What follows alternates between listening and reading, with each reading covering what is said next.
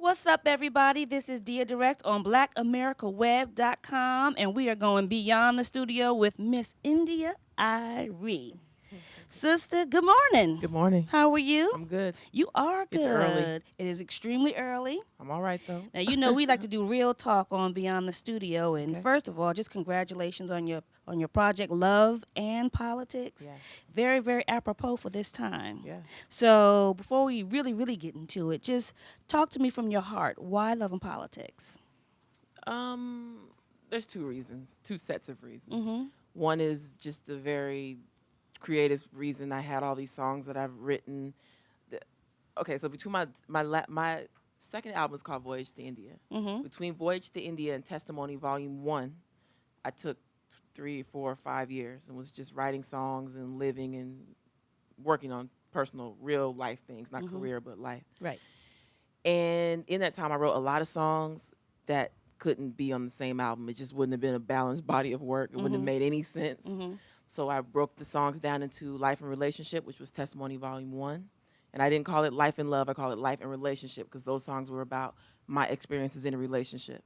Not love, not the high ideals of love, not what they talk about in the movies, not what you think it's going to be like, but what it's like, Right. what it was like for me, and Right. what I feel like the common threads of what relationships are like for all of us. Like all the stuff you have to do about forgiveness, or you let the person you forgive them, or you let them go, all that stuff. So it's called Life and Relationship. And the second album is called Love and Politics because the relationship songs and love songs didn't go on the same album. It didn't match, it didn't work. And those are very, they're love songs about, classic love songs about having good feelings about somebody, what it means to really have somebody who's good to you, and those kind of songs. And politics.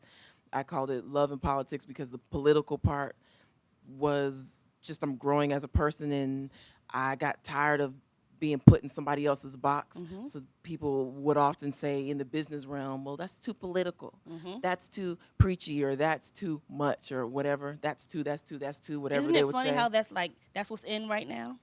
What's really funny is that I've been doing political songs all along, and especially when I talk to black women, they understand the political statement of a song like Absolutely. Video. Right. People called it inspirational, and it was meant to be, but it really is political. Sure. But I've been doing that all along, and what I love about what's happening right now, what I love about Following My Heart 5 years ago, when I called it Love and Politics 5 years ago before I even recorded it, is that by following my heart, it all converged at the right time. Time caught up with you. Yeah, I caught up with me. I caught up with me. So I just got tired of being in somebody else's box. I love it. Yeah. So speaking of being out of the box, you talked about your journey. So who are you now? I guess I'm a lot of the same things and a lot of different things. Because, like I was saying, there are two sets of reasons why it's called Love and Politics.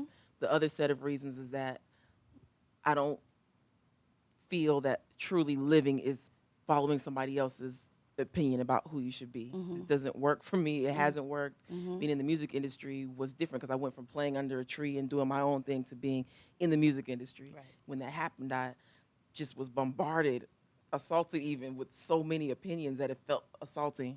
And I didn't feel like I was paving my own path. I didn't feel like I was following my instincts about things, and I would find myself in weird situations by not following my instincts and be mad at me. So I finally said some of the things I've been wanting to say in songs. I did all the political stuff I wanted to do because I wanted to. And that's the biggest difference about where I am right now, just in all areas, in my personal relationships, in my business life. I speak my mind more. I don't, I've been too nice to too many people for too long. That's a good song lyric. But just now, just balancing it out, speaking my mind, being more authentic and self-determined, and all those things that happen as you grow as a woman, like the girl stuff just falls off. And do you find that now that you're in that space that people respond to you differently? Yes. Even this album is the thing I love most about this album is how, like I just said, following my instincts helped me to is the reason why this album sounds exactly like what I wanted. The songs are exactly what I wanted. The sound of the music around the songs, which is called production for a person who doesn't understand that. The production is just what I wanted. So even in the studio, like producing the songs, if I didn't get that chill, if I didn't like it, no, that's not it. I've followed my instincts all along, and my whole life is better because of it. You said getting that chill. I read in your liner, you have a line that says, you've learned that what feels good just feels good. That's right. Girl, talk to me. What does that mean? Because it sort of spoke to me, but I want to know what it meant for you. For me, it means when something speaks to you in a way that you're like, that's right, whatever it is. Somebody walks up to you and you feel they're right. You meet a man and you feel like he's right. You hear a song, you feel like that's what I want to do. Or you see something, you don't have to be able to rationalize it, but you have a feeling like I should go here. I should call this person today. I should, like that. What feels good.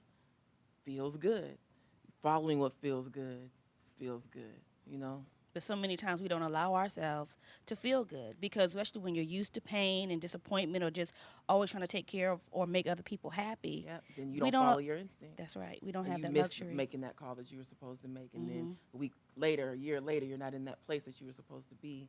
I feel like we always get more chances to get ourselves where we're supposed to be. But I think that when you follow your instincts, you're on the right path, you know? Okay, so quick questions. What's your hobby besides music? What do you do for fun or just to really be goofy? I like to travel. I like to go to the spa. I like to eat and cook. Okay, I what's like your to favorite cook and food? eat. What's your favorite food and best dish that you cook? I don't know if I have a favorite food. My favorite food is French fries, but not just any old French fries. They have to be like excellent French fries.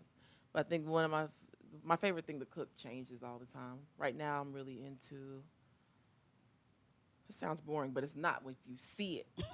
Salads, like really big ones with all kind of different dressings, handmade dressings, and tossed with different herbs and all that. That's my favorite thing right now. My favorite thing of the last 2 years was pasta, because I just didn't let myself do that. So I Right. thought, out of the box, like Yeah. I just want to eat some cheese. I want to try this thing that people do. Yeah, once you start, it's hard to stop. Yes, and I gained 20 pounds. I can relate. It was pretty cool. It was pretty But it was fun. It felt yeah. good. Oh, yeah. And what felt good? Felt good. It It felt right. What tasted good? You're right. It was good. Right. Most embarrassing moment. Let me think. I have to think kind of hard because I'm not easily embarrassed. Nothing embarrasses you? Not nothing. I just have to think kind of hard. Let me think. I don't know. Let me think. Let me give you another one. Phobia. You got a phobia? Roaches. Talk to me, girl. The flying ones. Yeah. No can't do? My favorite place in the world is Hawaii. Mm-hmm. And Hawaii is known for having a lot of bugs and roaches too, 'cause it's very damp. If it was not as beautiful as it is, Yeah. actually that's a testament to how beautiful Hawaii is. If I can go and have to deal with the roaches, because It was too much. the flying ones, Did it mess you up? I mean, I've been there 4 years in a row now, but it's so beautiful that I just deal with it. But I can't. And I was born and raised in Colorado until I was 12. I didn't know that. Colorado's dry. So we didn't have we had mosquitoes and stuff like that, but we didn't have big bugs. So I didn't see them really until I was like 12 or 13. It's like a monster to me. That's funny. I can't. So, final question. What will surprise people most about you?